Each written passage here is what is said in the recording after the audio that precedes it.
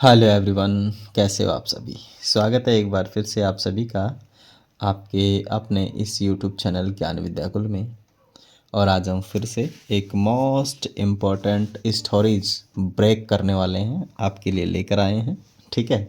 और स्टोरी है कक्षा 9 और 10 के लिए है। हो सकता है छोटी कक्षाओं में है नहीं, खैर ये, पर आज हम इसे पढ़ने वाले हैं। आप लोग यदि छोटी कक्षाओं से हैं तो आप लोग पढ़ सकते हैं, समझ सकते हैं और प्रोनाउंसिएशन सीख सकते हैं। स्टोरी लिखना कोई बड़ी भारी बात नहीं है, बच्चे को समझ में आना चाहिए। दूसरी बात कि कुछ विद्यार्थी ऐसे हैं जिनको अभी तक स्टोरी पढ़ना या किताब पढ़ना ही नहीं आता है, तो ऐसे विद्यार्थियों को के लिए मैं ये स्टोरी लेकर आया हूँ, जिसमें विद्यार्थी यहाँ पर हिंदी अर्थ सीखेगा, साथ ही साथ कैसे पढ़ते हैं, क्या प्रोनाउंसिएशन है, मतलब कैसे उसे बोला जाता है किसी शब्द को, वो भी हम जानेंगे। और एक एक वर्ड का मैं आप लोगों को मीनिंग बताने वाला हूँ। ठीक है, जिससे कि आप लोगों के समझ में आए और आप लोग इसे अच्छे से याद कर पाए। याद करना, रट्टा मारना अलग बात है और समझना एक अलग बात है। ठीक है, तो सीखते हैं, करते हैं स्टार्ट।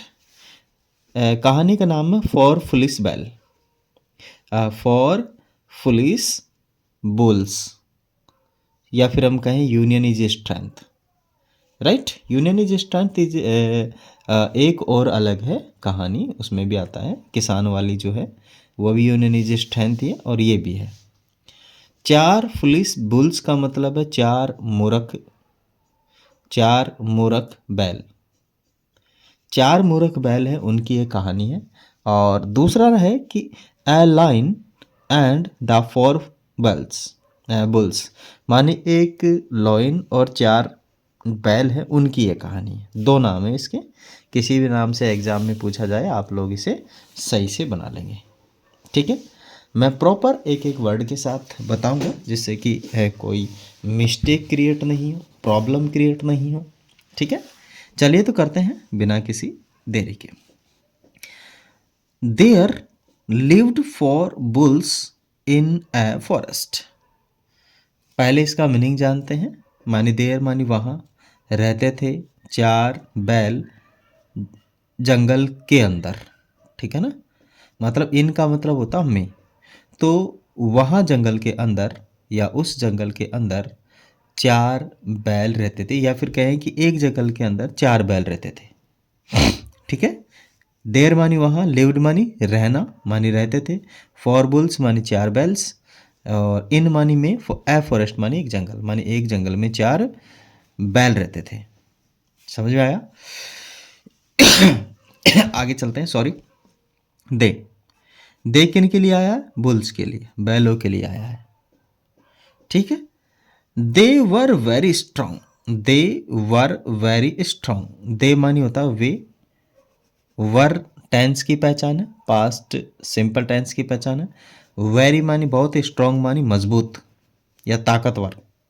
वे बहुत ताकतवर थे। कौन? बैल। मानी एक जंगल में चार बैल रहते थे और वे बहुत ताकतवर थे। दे वर फास्ट फ्रेंड्स। फास्ट फ्रेंड्स का मतलब घनिष्ठ मित्र थे। वे घनिष्ठ मित्र थे, बहुत खतरनाक मित्रता थी उनके अंदर। क्या थे वे घनिष्ठ मित्र थे, बहुत खतरनाक मित्र थे। ठीक है, फास्ट मानी खतरनाक, अच्छे, या फास्ट मानी होता पक्के मित्र। ठीक है ना, अच्छे मित्र थे। There also lived a lion in the same forest, मानी उसी जंगल के अंदर एक शेर भी रहता था। देर आल्सो, देर मानी वहां, आल्सो मानी भी, लिव्ड मानी रहता था, ए लॉइन मानी एक शेर, इन the same jungle, in the same forest मानी उसी जंगल में, मानी उसी जंगल में एक शेर भी रहता था। ही वॉन्टेड टू किल, ही मानी वह, शेर के लिए आया ही वॉन्टेड मानी वह, मारना, वह चाहता था। ही वॉन्टेड वह चाहता था, टू किल मारना, एंड ईट दैम और उन्हें खाना। वह उन्हें मारना और खाना चाहता था। कौन खाना चाहता था? शेर, लॉयन, जंगल का राजा। और मेरा मुन्ना उसे क्या करना चाहता था? खाना चाहता था। कौन? शेर। The bulls always lived together. The bulls, जो बुल्स हैं, द बुल्स ऑलवेज मानी हमेशा, लिव्ड टुगेदर। द बुल मानी वे बुल्स, वे बैल्स, हमेशा साथ में रहते थे। मानी बुल मानी तो समझ गए, बैल है। ऑलवेज मानी हमेशा, लिव्ड मानी रहते थे, टुगेदर मानी साथ में। वे बैल हमेशा साथ में रहते थे। अब आपको पता है जब कोई व्यक्ति साथ में रहेगा तो ताकत तो रहेगी। अकेला शेर 4 बैल सींग उसाड़ दे, हैं? तो टेंशन तो उसी शेर को कि भाई साहब ताकतवर है, सल्टा देंगे मेरे को। तो साथ में रहते थे, मतलब संगठन ही शक्ति है, साथ में है तो, नहीं है तो बस मामला खत्म। आगे आगे सो मानी इसलिए, सो मानी इसलिए। दे वर वेरी पावरफुल, वे साथ में रहते थे ना, इसीलिए वे बहुत पावरफुल थे, वे बहुत शक्तिशाली थे। वे बहुत शक्तिशाली थे। दे वर वेरी पावरफुल बिकॉज ये जो पूरी कहानी होती है ना, कोई सी भी कहानी, वो हमेशा पास्ट टेंस में लिखी जाती है। पास्ट सिंपल और पास्ट कंटिन्यूअस और पास्ट परफेक्ट में। तो ये पूरी पास्ट टेंस में लिखी गई है। प्रेजेंट का तो कुछ दिखाई नहीं दे रहा है यहाँ पे। तो सो दे वर वेरी पावरफुल, इसीलिए वे बहुत शक्तिशाली थे। मामला गड़बड़। पावरफुल मानी शक्तिशाली। The lion could not harm them, lion उन्हें नुकसान नहीं पहुंचा सकता था। लॉयन उन्हें नुकसान नहीं पहुंचा सका। ठीक है। सकना, कैन मानी होता है सका, और कुड, कैन मानी होता है सकना, और कुड मानी होता है सका। तो लॉयन उन्हें नुकसान नहीं पहुंचा सका। हार्म मानी होता है नुकसान। दैम मानी उन्हें, किन्हें? बैल को। कौन? लॉयन। नुकसान नहीं पहुंचा सका। तो भाई साहब फिर क्या हुआ? शेर ने तरकीब सूची मतलब वन डे, एक दिन, he went to a bull, एक दिन वह एक बुल के पास गया। वन डे, एक दिन, ही वेंट, वह गया, टू ए बुल, एक बुल के पास, एंड सेड, और कहा, क्या कहा? You are a very beautiful and strong bull. You are a very beautiful, तुम बहुत सुंदर और स्ट्रॉन्ग बैल हो। चिकनी चुपड़ी बातें कर रहा है उसके पास, चिकना लगा रहा है, घी लगा रहा है उसके, फिर खाएगा। You are a very beautiful, आप बहुत स्ट्रॉन्ग बैल हो। कौन? आप बहुत सुंदर और स्ट्रॉन्ग बैल हो। मानी यू मानी आप, आर टेंस की पहचान है, मानी हेल्पिंग वर्ब है। ए वेरी ब्यूटीफुल मानी एक बहुत ही सुंदर, एंड स्ट्रॉन्ग बुल हो। The other bull are jealous of you. Jealous, jealous, jealous का मतलब होता है भाई साहब जलना। भाई अन्य बुल आपसे क्या करते हैं? द्वेष रखते हैं। जेल्स मानी होता है द्वेष रखना। The other bulls are jealous of you, अन्य बुल आपसे भाई साहब जेलस रखते हैं, ईर्ष्या रखते हैं, जलन रखते हैं। भाई साहब उसके भी दिमाग में बैठ गई बैल की, हो सकता है भाई मेरे से वो ऐसा कर रहे हो। They eat fresh and green grass, भाई साहब वो बोला कि वे है ना भाई साहब फ्रेश और ग्रीन घास खाते हैं। And leave bad grass for you, और आपके लिए भाई साहब खराब घास छोड़ देते हैं। लीव माने होता है छोड़ना, आपके लिए क्या कर देते हैं? बेकार घास, सड़ी गली घास छोड़ देते हैं आपके लिए, और वो खाते हैं भाई साहब बढ़िया फ्रेश एंड ग्रीन घास खाते हैं। भाई साहब उसके टेंशन हो गई बैल के। क्या टेंशन हुई? कि you should leave the other bulls, और उसने कहा कि भाई देखो आप क्या कर दो कि जो अन्य बुल है ना उनको छोड़ दो, एंड ईट फ्रेश ग्रास, और फ्रेश घास खाओ। You should leave the other bulls, आपको उन बैलों को छोड़ देना चाहिए। शुड मानी होता है चाहिए, यू मानी आप, लीव मानी छोड़ना, अदर बुल्स मानी अन्य बुलों को, एंड ईट फ्रेश ग्रास, और ताजा ताजा घास खाओ फुल मजा लेके। है क्या खाओ? ताजा ताजा घास खाओ। ठीक है भाई साहब, ज्ञान तो दे दिया उसने, वो मूर्ख था, आ गया उनके बहकावे में। अब आगे क्या हुआ देखो, देखते हैं। The foolish bull, the foolish bull का मतलब समझ गए? द मूर्ख बैल, थॉट दैट, मूर्ख बैल ने सोचा। क्या सोचा? थॉट मानी होता है सोचना, और दैट मानी की। क्या सोचा? मानी मूर्ख बैल ने सोचा कि द लोयन वाज स्पीकिंग ट्रुथ, जो लोयन है भाई साहब सत्य बोल रहा है।